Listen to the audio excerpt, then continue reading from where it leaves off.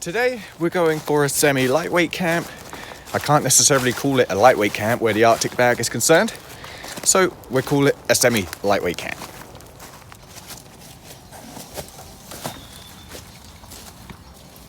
The plan is to reach our designated campsite, pitch a tarp, maybe a lean-to, maybe an A-frame, maybe a plow point. I haven't quite decided yet.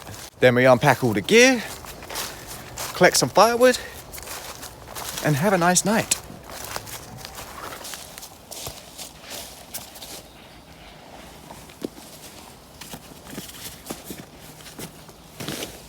Okay, so thought about it. I'm gonna opt for the A-frame tarp configuration. Reason being, it gives us that bit more cover and resistance from that cold winter breeze.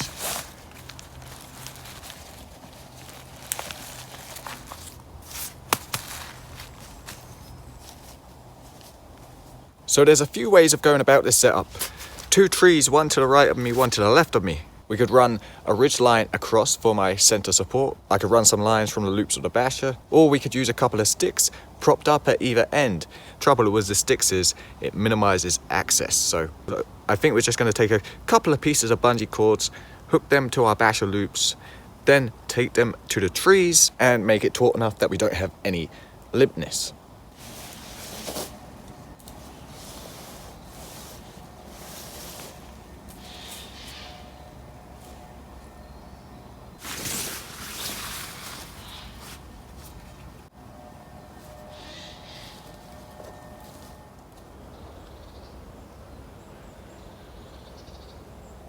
So this is what I love about bungee cords. They're super convenient, easy to work with, very flexible, quick to put up, quick to take down. What's not to like?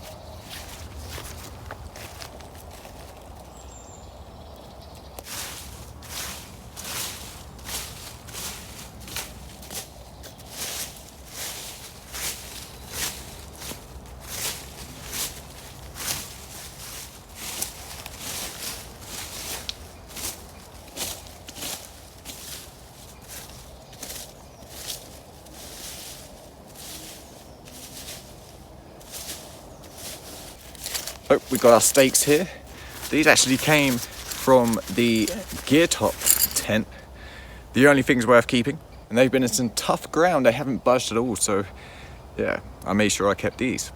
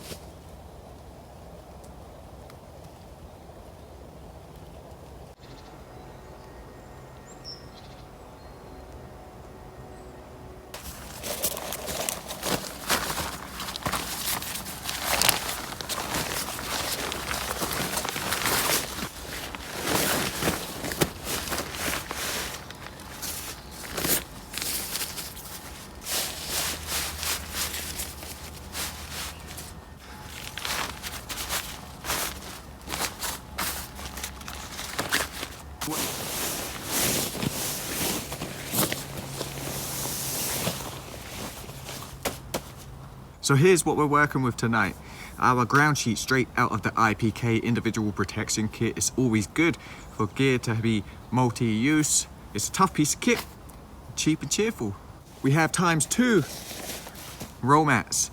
A self-inflating roll mat on top of a closed cell foam roll mat. Not only does doing this keep us more insulated from the cold, hard ground, also gives me a bit of extra confidence because my confidence in inflatable roll mats is not high at all. I've been let down by self-inflating roll mats so many times in the past, and it's not so bad during the summer months, but during the winter, I just need that little extra. Here's the issue: closed cell foam roll mats does its job. Every single time it will not fail, but they aren't very good at being compact, whereas self-inflating roll mats, they are good at being compact, but they aren't very good at being reliable. Trust issues.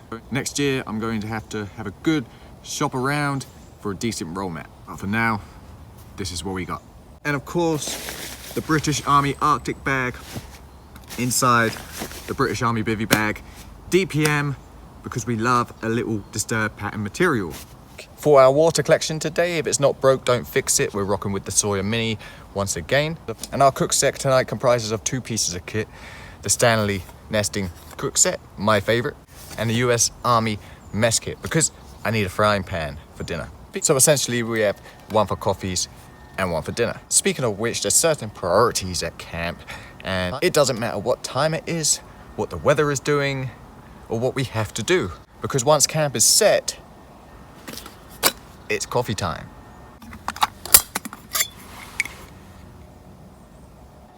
And a quick rundown of the blade and saw we're using tonight is coming from the Victorinox Ranger Grip 79, accompanied by Victorinox's very own sharpener. When it's the size of a pen, you can always fit it in your pack, and it's good to have.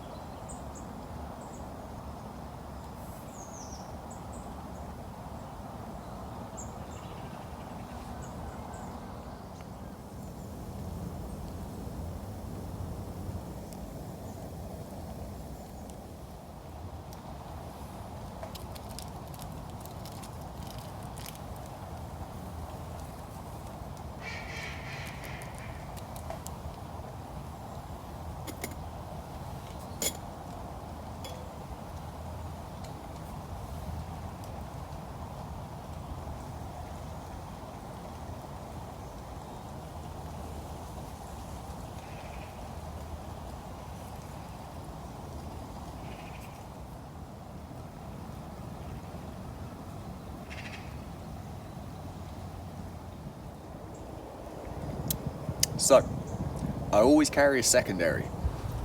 This is my secondary. If it's not the Hexi stove, it's an alcohol stove. It's not alcohol stove, it's a gas stove. Because if for whatever reason I can't get that fire going, or in the morning when I just want that quick coffee, these really come into play. Speaking of fires, the forest isn't what it used to be back in the summertime. Winter times here, the forest is a lot more bare, there's less coverage. So we're going to be keeping it relatively stealthy tonight, attempting to create a Dakota fire pit or fire hole, whichever terminology you prefer. So let's make a start on that after this.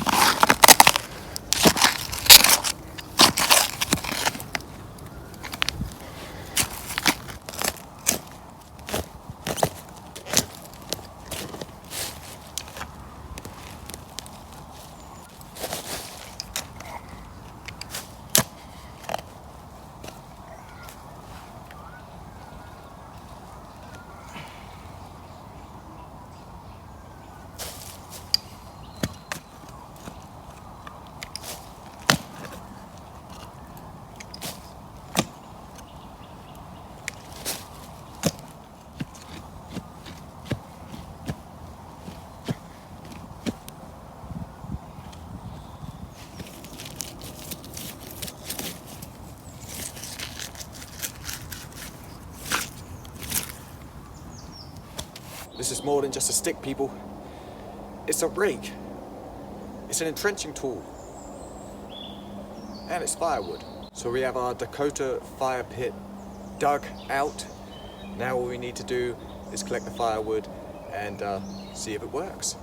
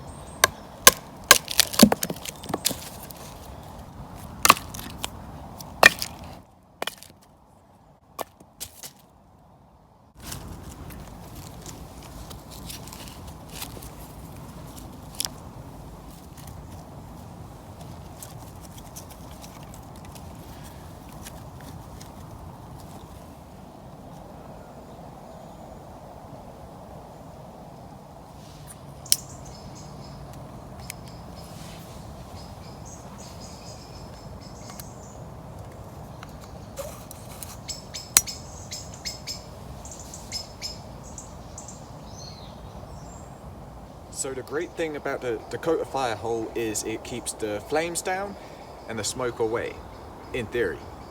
Furthermore, if there was to be a hint of company and we had the fire going, all we have to do is pull this dirt over, smother the fire, and our job is done.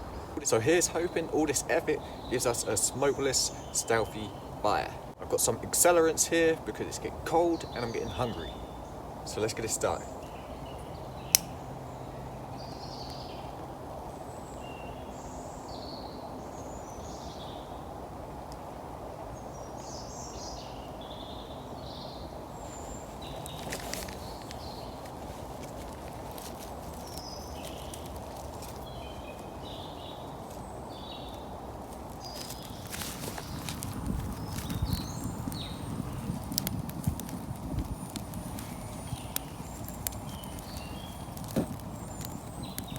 Well, it's not smokeless,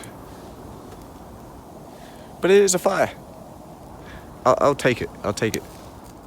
So I've got a couple of large sticks here. They're damp and they're wet, so they won't be easy to catch fire. These are going to be our platform for cooking. I'm gonna lay them across the fire. And that's that.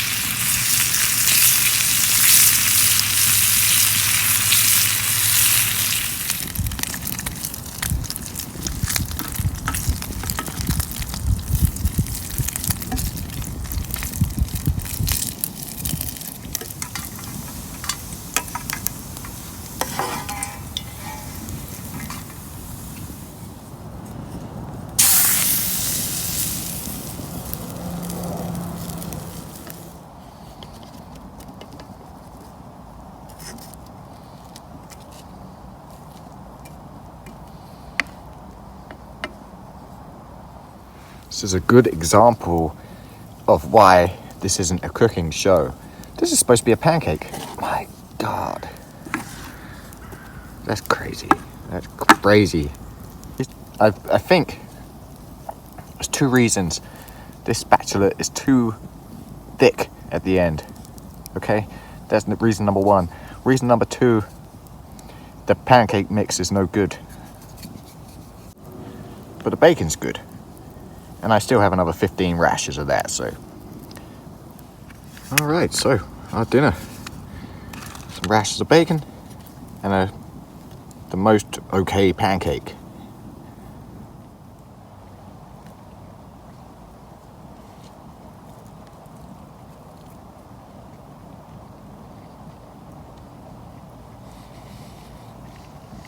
That's not okay. Not okay.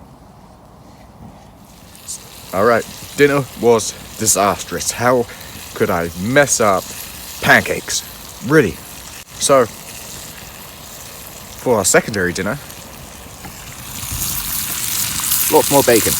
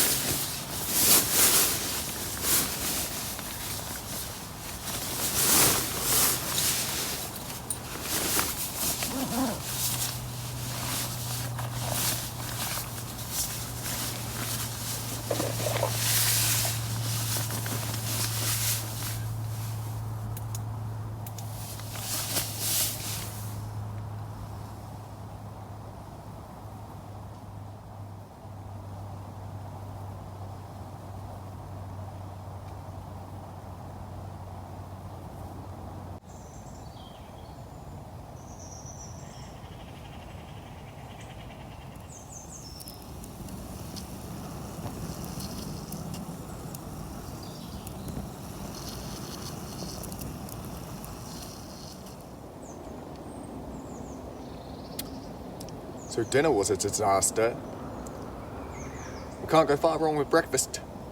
I'm hoping.